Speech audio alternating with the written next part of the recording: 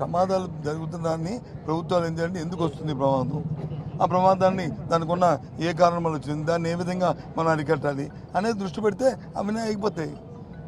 జరిగితే జరిగింది అని నిర్లక్ష్యం ఉంటే ఒకదాని తర్వాత రెండో వస్తుంది.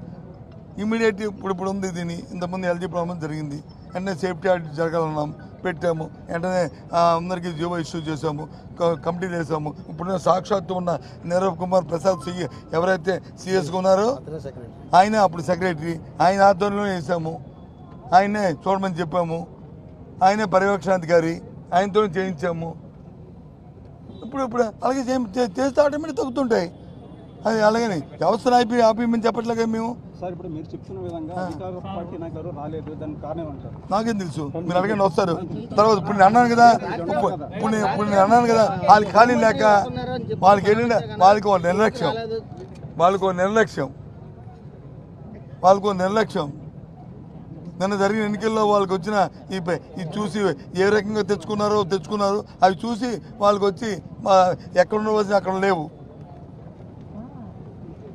అని నేను అనుకుంటాను. Maybe wrong or right. వాళ్ళు విమర్శలు చేస్తారు, ప్రజలు అర్థం చేసుకుంటారు. ఇలాంటి తప్పుడు పనులు చేసి మళ్ళా విమర్శించడం అనేది చేతకాంతనం. మీరే బాధ్యత. నేను వచ్చి 60 రోజులైంది. చేతగాని అసమర్థ వల్ల వ్యవస్థ కూలిపోయింది, సంగతి జరుగుతుంది. అది గుర్తుపెట్టుకోవాల్సిన అవసరం. తప్పుడు పనులు చేసేవాళ్ళు ఇట్లే మాట్లాడుతూ ఉంటారు. ఏదో శవాల కాడ వయసులు వెళ్ళిపోయిన రకం ఏంటి మాట్లాడాలి. సంఘటన ఏంటి, ఎక్కడ జరిగింది, ఎందుకు జరిగింది, వాళ్ళని ఆదుకునేది అది చేస్తా. మంచి పద్ధతి కాదు. చాలా క్లియర్గా చెప్తున్నా, ఇలాంటి తప్పుడు పనులు చేయండి.